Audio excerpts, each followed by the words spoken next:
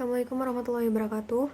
Saya Rufaida Rahmah dari Prodi Pendidikan Bahasa Jepang. Di sini saya akan mempresentasikan rencana bisnis flashcard kosakata bahasa Jepang.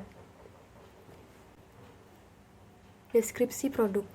Produk yang diproduksi mudah dibawa karena produknya kecil dan ringkas sehingga dapat digantungkan di resleting tas dan mudah diambil ketika akan dipelajari.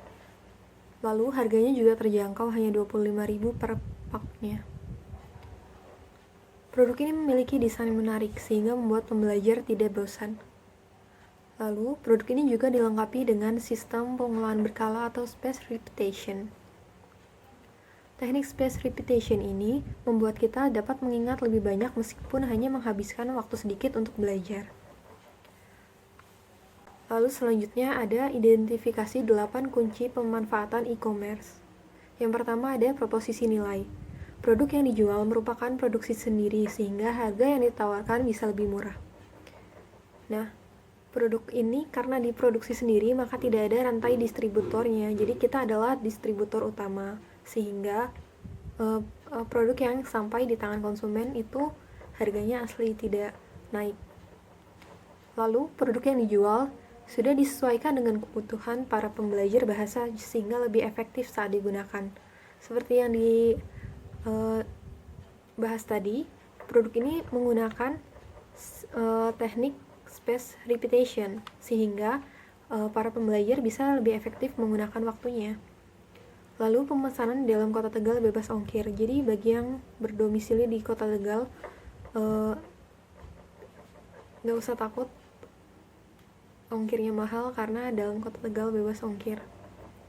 Lalu yang kedua ada model pendapatan. Keuntungan dari produk ini dihasilkan dari laba penjualan produk. Yang ketiga ada kesempatan pasar. Pasarnya adalah pembelajar bahasa Jepang di seluruh Indonesia. Lalu ada lingkungan kompetitif.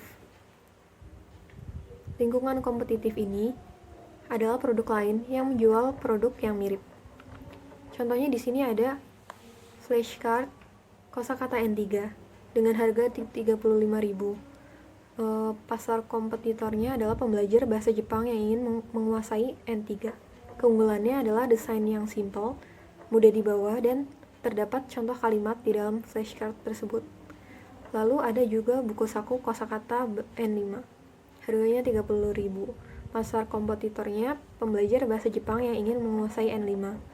Keunggulannya di dalamnya ada latihan kosakata. Selanjutnya ada poin kelima yaitu keunggulan bersaing. Jadi produk flashcard ini dilengkapi dengan sistem teknik space repetition, mudah dibawa dan memiliki desain menarik. Jadi space repetition ini merupakan sebuah teknik di mana memanfaatkan fenomena memori yang disebut spacing effect yang menggambarkan bagaimana otak kita belajar lebih efektif jika kita memberi jarak waktu pada belajar kita. Teknik ini membuat kita dapat mengingat lebih banyak meskipun hanya menghabiskan waktu sedikit untuk belajar. Jadi ya, seperti yang bisa dilihat di sini, ini ada diagram kurva. Di sini ada forgetting curve atau kurva lupa. Jadi saat kita belajar itu kalau misalnya nggak diulang lagi, nanti perlahan-lahan ingatan itu akan menipis dan hilang. Tapi kalau misalnya kita mengulang ingatan tersebut secara berkala dengan waktu yang tepat, maka ingatan tersebut akan masuk ke ingatan jangka panjang sehingga akan terus tertanam di otak dan tidak akan lupa. Nah, jarak-jarak waktunya itu ada waktu-waktu efektifnya sendiri. Di flashcard ini didesain agar pembelajar itu bisa mengulang di waktu yang tepat sehingga kosakata yang dihafal dapat masuk ke ingatan jangka panjang dalam waktu yang cepat. Selanjutnya, poin ke-6 ada strategi pasar. Pemasaran dilakukan melalui berbagai media sosial seperti Instagram, Facebook, dan YouTube. Produk tersedia di berbagai situs online seperti Tokopedia dan Bukalapak. Lalu potensial konsumennya adalah pembelajar bahasa Jepang yang sedang mengikuti event Jepangan. Pada pembelian tertentu, konsumen akan mendapatkan potongan harga dan promo lainnya. Poin ketujuh ada pengembangan organisasi.